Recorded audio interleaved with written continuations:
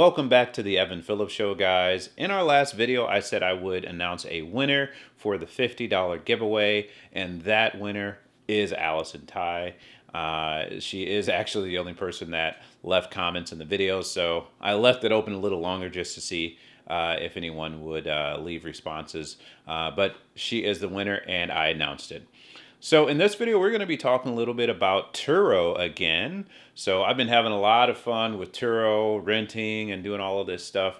And I'm going to give you guys an update. All right, guys, as you can see, the Turo fleet is growing. So the last couple months with Turo has been pretty good. There's always a little bit of risk involved with business, right? So for the most part, renters have been pretty good with, being reasonable with the vehicle. They've been pretty good with communicating. There was one person, and it was kind of our fault because we really allowed someone who'd never been on the platform to rent. And, as a beginner, you really want to try and get those reviews. So we probably shouldn't have taken that risk, but you have to take calculated risks. But other than that, it's been pretty good. It's been very rewarding.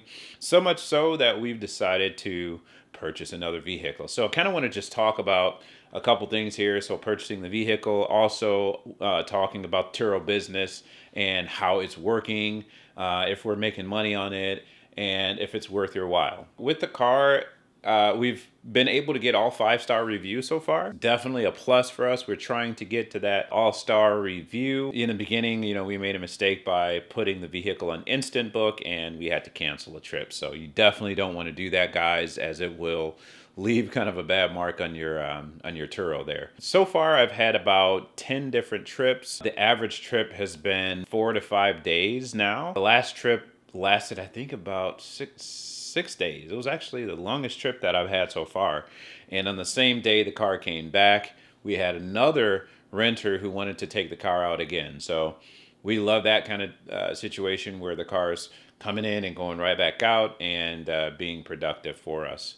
So right now we've been able to keep up good rapport with all of our renters by simply just communicating well.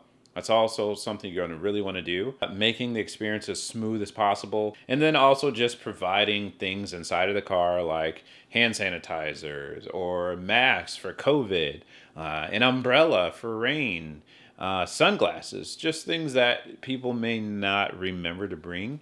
So I think these are some things you want to do just to give that overall above and beyond experience, as well as being extremely available to your renters. Sometimes they just want to know that if they have questions, you'll answer them, and making sure you do that as quick as possible seems to be something that people like. So far, we're all 5 stars on all of our rents, so we want to keep it that way and try to continue to grow. Once again, about the financing of this. So a couple things went different on this loan. I actually went to my local credit union, as I typically do, and I gave them the vehicle information. They actually quoted me a rate of 2.250, which is great, especially on a Slingshot. So what happened, though, is once we gave them this information of the Slingshot, they actually quoted me this rate, and I signed the documents, and I got it over to the dealer, and the deal was done. Or was it? So I'd say after we went and we actually picked the vehicle up a few days after we had already bought it via the paperwork. On that Saturday, we went to go pick it up, and we did the rest of the documentation. There was a pretty quick process to pick it up. About a week later, I received an urgent email for me to sign new documents. And I know that we get in the habit of clicking through disclosures quickly just because it's something that we do. But make sure you read disclosures, guys. It sounds obvious, but sometimes we just don't do it. I don't know why. And I've met a lot of people in my finance career that they just don't read disclosures.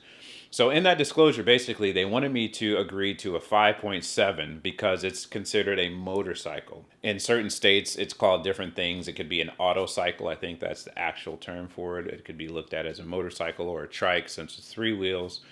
But whatever the case may be, the interest rate was ridiculous. So I told them, I said, listen, this could be a violation for the Truth in Lending Act. I signed a 2.25 and you guys are trying to get me to agree to a 6% after I put almost 500 miles on the vehicle. So you can see that that was a dilemma. After I brought this to their attention, they swiftly realized that I was right, and they had to give me the rate that we initially talked about and signed, which is the right thing to do. On my end, I gave them every piece of information that they would have needed, and they quoted me the rate, and I accepted it. So we ended up getting an extremely good rate on the Slingshot. Overall, the total cost finance charge is under $900 for the Slingshot, which is actually pretty tremendous. So I would pay less than $1,000 if I were to pay this loan off for the life of the loan. So the return on investment in this thing has got a lot of potential. So that's kind of how the finance portion went, and I stuck to my guns as always with getting my own financing and getting the best rate. When I arrived into the dealer, iMotorsport, I'll actually put them in the description. Bob is your guy. If you guys need someone in the St. Petersburg area and you're looking to purchase a motorcycle, a jet ski, a boat, or a Slingshot or anything like that, his name is Bob and he works at iMotorsport. So check him down in the description below. The last thing I want to talk about is vehicle preparation. So some of the things that we talked about in my past videos for Turo to getting everything ready to go are, number one, GPS. Get yourself a GPS tracker. They're pretty cheap on the market and easy to get your hands on today. Just go to Amazon and type in Amcrest GPS or something like that, GPS tracking, and you'll find one. I still have my ionizer to clean the air, which you probably won't really need inside of a Slingshot. Doesn't hurt in case someone smokes and they're not supposed to. I'm excited for what the next few days and weeks will be bringing. I would say if you guys are looking into Turo and you're just not sure, just try it. If you have a car, just do it on the weekends or something like that to get a feel for it, to see how you like communicating with people. And I'd say give yourself 3 months. And if it's something that you could see yourself doing for a little bit longer, I would highly recommend, maybe purchasing a vehicle for specifically Turo. Remember, if you do it right and you get the correct vehicle for your area, you use that calculator we talked about in our last video, you can actually get that vehicle and you're not going to have to pay for it. So keep the mindset that if you get a new vehicle and you've done the right kind of research, you're not going to be coming out of pocket for that vehicle. So you can actually look at it as an asset, even though it's depreciating, yes, but it is actually helping you create a passive income and also completely take care of the liability monthly. I hope that helps someone who may be still considering doing this. I would say that, once again, I just wish I would have done it sooner. Turo is one of the platforms I am looking into potentially getting involved on other platforms or even doing some private rentals, but I have not yet decided if that's something I'm going to do. If I do, I will actually create a video for that so you guys can see how that works and if it's something you may be interested in doing yourself. So that's the update on Turo, guys. I do have a lot of exciting content coming for 2022. I'm excited about it, and I hope that you guys will follow me along with this journey in 2022 as we start a lot of new things. And as always, guys, thank you so much for watching this episode of the Evan Phillips Show. I do see your views. I do see your comments. I appreciate that.